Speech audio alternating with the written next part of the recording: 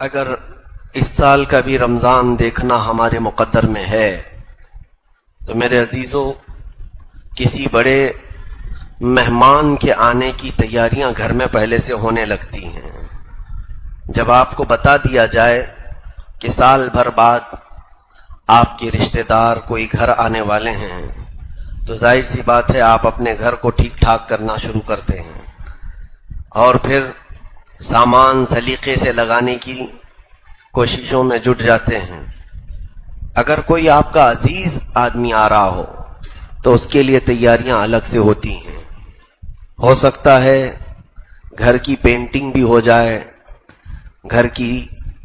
جو بے ترتیب چیزیں ہیں اسے سلیقے سے لگا دیا جائے،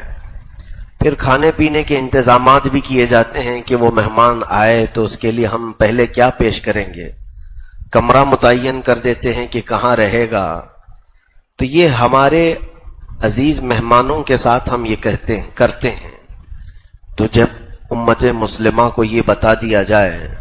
کہ تمہاری زندگی میں جو رمضان آتا ہے وہ اللہ کی طرف سے مہمان ہوتا ہے، اللہ کا مہمان، اسے ضیف الرحمان کہا جاتا ہے، رحمان کا مہمان، وہ جب ہمارے گھروں پر آئے تو ظاہر سی بات ہے ہمیں پھر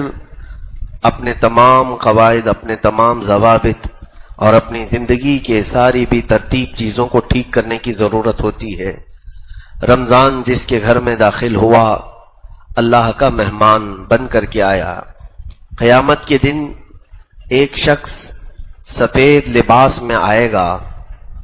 بہت ہی نورانی صورت اس کی ہوگی، اور جب حساب کتاب چل رہا ہوگا تو وہ شخص سامنے آ کر کھڑا ہو جائے گا اور کہنے لگے گا کہ اے مولا تو اس کی بخشش نہ فرما، اس کو تو جنت نہ عطا کر۔ تو وہ رب ذوالجلال کے حضور جب احتجاج کرے گا،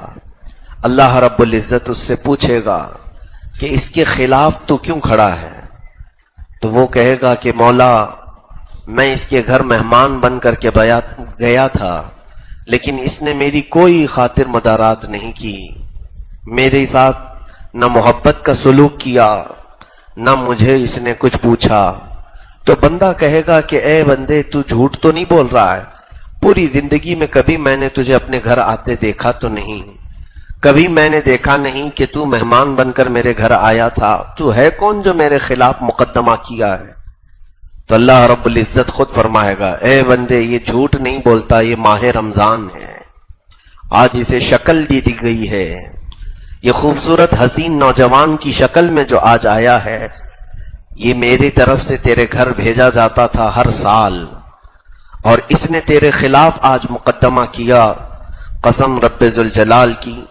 جس کے خلاف قرآن اور رمضان آ گئے وہ جنت میں کبھی جا نہیں سکے گا، بلکہ فرمایا گیا کہ جنت کی خوشبو بھی اسے قریب سے نہیں گزاری جائے گی۔ میرے عزیزوں، رمضان اور قرآن جس کے مقابل میں آ گئے، جس کے خلاف مقدمہ کر گئے تو پھر اس کے لیے ٹھکانہ دوزخی بننا ہے۔ اس لیے کبھی بھی رمضان کی بے حرمتی نہ ہونے پائے۔ اب آپ پوچھیں اس رمضان سے جب قیامت کے دن وہ ہمارے خلاف مقدمہ کرے گا کہ اگر تو اللہ کا مہمان بن کر میرے گھر میں آتا تھا تو میں نے تیری کیا بے عزتی کی، میں نے تیرے ساتھ کیا برا سلوک کیا، آج تو اللہ کی بارگاہ میں میرے خلاف جو مقدمہ کیا ہے میں نے کون سا تیرے ساتھ برا سلوک کیا تھا؟ رمضان جواب دے گا کہ اے بندے جب تیرے گھر تیرے رشتہ داروں میں سے کوئی مہمان بن کر آتا ہے تو اس کے لیے کشادہ ہو جاتا ہے، پھیل جاتا ہے، گھر صاف کرنے لگتا ہے، بے ترتیب چیزوں کو ترتیب دیتا ہے، لیکن جب میں آیا تو تیرے گھر میں برائیاں ویسی کی ویسی تھیں، تیرے گھر کے اندر ناچ گانے تو ویسی ہی تھے، تیرے گھر کے اندر دن میں کھانا پینا ویسی ہی جاری تھا، تیرے گھر کے اندر رات میں گانے بجانے کے ساتھ قرآن کو بند کر کے لہو و لعب فضول واہیات میں بیٹھنا ویسی ہی تھا۔ کیا تیرے گھر تیرا رشتہ دار مہمان بن کر آتا ہے، کیا تو اپنے گھر کی زمین کبھی صاف نہیں کرتا، کچرا ویسی پڑا رہتا ہے؟ تو یہ رمضان کی حجت ہے جو ہمارے ساتھ ہوگی، رمضان کا مقدمہ ہوگا جو ہمارے ساتھ ہوگا۔ میرے عزیزوں، آج بہت سارے لوگوں کو جب یہ کہا جائے رمضان کی تیاری کرو تو سب کے دماغ میں سب سے پہلی چیز یہ گونج جاتی ہے کہ اب راشن بھرنا ہوگا، پورے مہینے کا سامان لے کر کے آئیں، افطاری کی چیزیں کیا کیا لگتی ہیں فروٹ لے کے آ جائیں، اور پھر گھر میں دسترخوان کی ضرورت ہے، پلیٹ چمچ کی ضرورت ہے۔ یہ تمام چیزوں کے انتظامات کا نام رمضان کی تیاری نہیں۔ رمضان کی تیاری اسے کیا ہے؟ اس طرح کی تیاریاں تو شادی کی بھی ہوتی ہیں، اس طرح کی تیاریاں آپ کے گھر کے فنکشن کی بھی ہوتی ہیں۔ رمضان کی تیاری میں لوگ کپڑوں کی خریداری کو سمجھتے ہیں کہ اب بازار میں جلد سے جلد ہم کپڑے خریدیں۔ یہ تمام ظاہری تیاریاں ہیں جو اسباب کے ساتھ متعلق ہیں، لیکن رمضان جس کی صفائی چاہتا ہے وہ تمہارے آنکھوں کی صفائی ہے، تمہارے دلوں کی صفائی ہے، تمہارے زبان کی صفائی ہے، تمہارے ہاتھ و پیر کی صفائی ہے، تمہارے گھر کے ماحول کی صفائی ہے۔ کیا مسلمان یہ نہیں کر سکتا